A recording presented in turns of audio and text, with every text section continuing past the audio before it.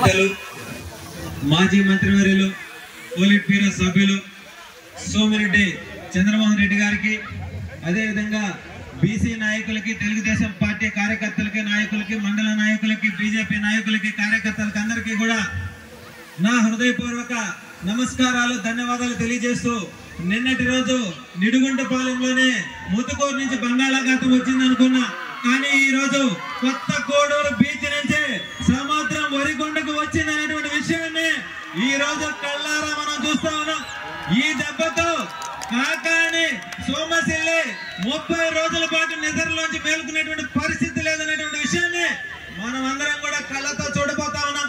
రేపు జరగబోయే ఎన్నికలలో జనసేన, తెలుగుదేశం, బీజేపీ 3 పార్టీలు కూడా ఉమ్మడిగా ఏదైతే మన సోమిరెడ్డి చంద్రమోహన్ రెడ్డి అనేక సమస్యలపై పోరాడుతూ 42 సంవత్సరాలుగా సర్వేపల్లి నియోజకవర్గాన్ని, సర్వేపల్లి నియోజకవర్గ ప్రజలని కాపాడుతూ, సర్వేపల్లి నియోజకవర్గమే నా ఇల్లు, సర్వేపల్లి నియోజకవర్గ ప్రజలే నా కుటుంబ సభ్యులు, పేద బడుగు బలహీన వర్గాల కోసం, గిరిజనుల కోసం నేనుండా, ఎవరికి ఏ కష్టం వచ్చినా, నా కార్యకర్తలకు కష్టం వచ్చినా నేనుండా అనేటువంటి విధానంతో అనేక సమస్యలపై పోరాడుతూ ఈ సర్వేపల్లి నియోజకవర్గంలో రేపు జరగబోయే ఎన్నికలలో మనమందరం కూడా అత్యధిక మెజార్టీతో గెలిపించి ఆయనని శాసనసభకు పంపించాల్సిన బాధ్యత మనందరి మీద ఉంది.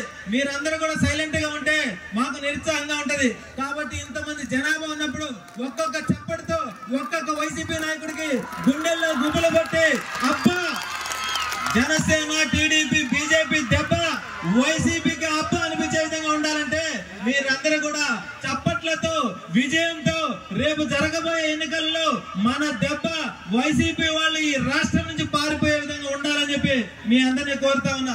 ఈ రాష్ట్రానికి పట్టిన పీడ, ఈ సర్వేపల్లి నియోజకవర్గానికి పట్టినటువంటి పీడ, ఈ రెండు కూడా 30 రోజుల్లో మనం వదిలించుకోబోతున్నాం.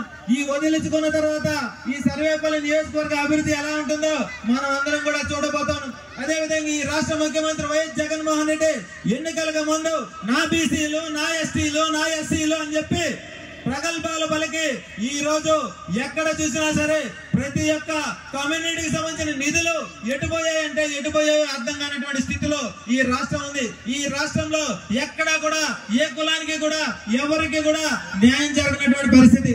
కాబట్టి రేపు మన భవిష్యత్తు బాగుండాలన్నా, మన బిడ్డల భవిష్యత్తు బాగుండాలన్నా, సర్వేపల్లి నియోజకవర్గం అభివృద్ధి చెందాలన్నా ఉమ్మడిగా బీజేపీ, తెలుగుదేశం, జనసేన 3 పార్టీలు ఉమ్మడిగా 175 నియోజకవర్గాల్లో 175 మనం కొట్టాలి. బీసీల దెబ్బ వైసీపీకి అబ్బ అనిపించాలి.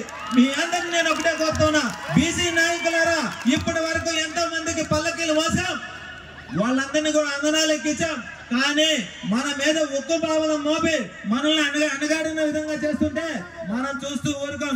ఈసారి బీసీలు చెప్ప జగన్మోహన్ రెడ్డికి దిమ్మ తిరిగే విధంగా ఉండాలని చెప్పి మీ అందరిని కోరుతూ, అదే విధంగా ఈ రాష్ట్ర వ్యవసాయ శాఖ మంత్రి అని చెప్పుకుంటున్నాడండి కాకాని గోవర్ధన్ రెడ్డి కూడా దిమ్మ తిరిగిపోవాలా, డిపాజిట్లు కూడా లేకుండా ఓడిపోవాలా, ఓటమి అంటే ఇలా ఉంటుందని చెప్పి చూపించాలి. ఎందుకంటే ఆయన ఏదో 2 సార్లు గుడ్డలో మెల్లలాగా గెలిచి నేను గెలిచానని చెప్పుకుంటున్నాడు.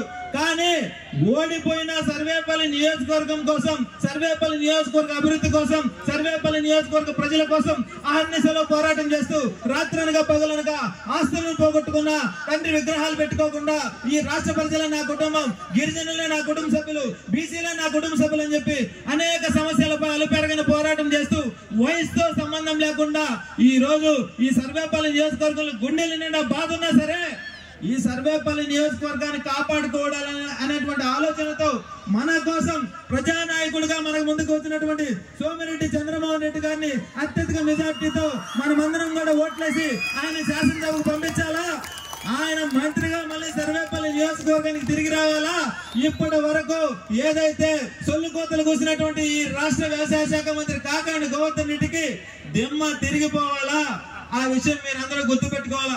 ఈ రోజు ఈ సర్వేపల్లి నియోజకవర్గంలో ఆసియా ఖండంలోని 2వ స్థానంలో ఉన్నటువంటి కృష్ణపట్నం పోర్టు ఈ రోజు ఎటుపోయిందో అర్థం కాని స్థితిలో మనం ఉన్నాం. 10,000 మంది పైగా నిరుద్యోగులు రోడ్డు మీద పడిపోతే ఇతను నిమ్మకి నీరెత్తినట్టు ఉంటే వారి కోసం పోరాటం చేసినటువంటి వ్యక్తి సోమిరెడ్డి చంద్రమోహన్ రెడ్డి గారు. ఆయనతో పాటు అన్ని పార్టీలను కూడా కలుపుకొని అక్కడికి వెళ్లి ఉద్యమం చేసే విధంగా ఆ రోజు ప్రయత్నం చేస్తే వాళ్ళు అడ్డుకున్నా సరే వెనకడుగు వేయలే. కాబట్టి ఇదే చెప్పుకుంటూ పోతే అనేక పోరాటాలు చేశాడు. మరి ఆయన గెలిపించుకోవాల్సిన బాధ్యత మన భుజస్కంధాల మీద ఉంది. ఇంకొక విషయం, ఈ రాష్ట్ర ముఖ్యమంత్రి వైఎస్ జగన్మోహన్ రెడ్డి ఈ ఒకటే కోరుతా ఉన్నా, ఈ 5 సంవత్సరాల కాలంలో మనం వైద్యం కావాలంటే పక్క రాష్ట్రానికి పోవాలా, మంచి విద్య కావాలంటే పక్క రాష్ట్రానికి పోవాలా, మంచి చదువు కావాలంటే పక్క రాష్ట్రానికి పోవాలా, అదే విధంగా మంచి మందు కావాలంటే పక్క రాష్ట్రానికి పోవాలా, డీజిల్ పెట్రోల్ తక్కువ రేటు కావాలంటే పక్క రాష్ట్రానికి పోవాలా. మరి ఈ 5 సంవత్సరాల కాలంలో ఈయన ఏం తెల్లార్చాడు అనేటువంటి విషయాన్ని ఎప్పటికీ కూడా స్పష్టత లేనటువంటి పరిస్థితి.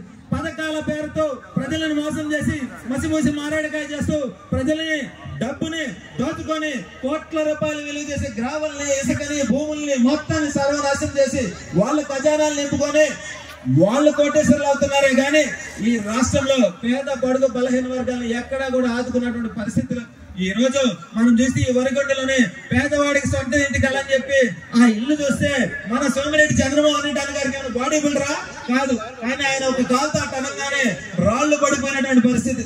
ఇంత దరిద్రంగా ఉందా ఈ రాష్ట్రంలో? పేదవాడి సొంత ఇంటి కల కూడా నెరవేర్చలేనటువంటి పరిస్థితి 5 సంవత్సరాలు. ఈ రాష్ట్రానికి రాజధాని ఎక్కడ అంటే చెప్పుకోలేనటువంటి పరిస్థితి. పోలవరం ప్రాజెక్టు పూర్తయిందంటే చెప్పుకోలేనటువంటి పరిస్థితి. మరి యువతకు ఉద్యోగ అవకాశాలు వచ్చాయంటే చెప్పుకోలేనటువంటి పరిస్థితి. మీరందరూ కూడా ఒక క్షణం గుండెల మీద చేసుకుని ఆలోచించాల్సిన బాధ్యత మీ అందరి మీద. ఎందుకంటే 2014లో నా తండ్రి లేడు, తండ్రి లేని బిడ్డగా మీ మీదకి వచ్చానంటే నమ్మారు. 2019లో నా బాబాయ్ లేడు, నా బాబాయ్ గుండెపోతే చచ్చిపోయాడంటే ఆయన ఆశీర్వదించారు. కానీ చివరికి ఏమైంది మన పరిస్థితి? తన చెల్లిని తన తల్లిని ఈ రాష్ట్రం నుంచి ప్రాణాలు గుప్పెట్లో పెట్టుకుని బయటపోయినటువంటి పరిస్థితి. అటువంటి సమయంలో ఈ రాష్ట్రాన్ని రాష్ట్ర ప్రజలను ఇటువంటి వ్యక్తి ఏం కాపాడుతాడు అనేటువంటి ఆలోచన మనందరికీ రావాలి.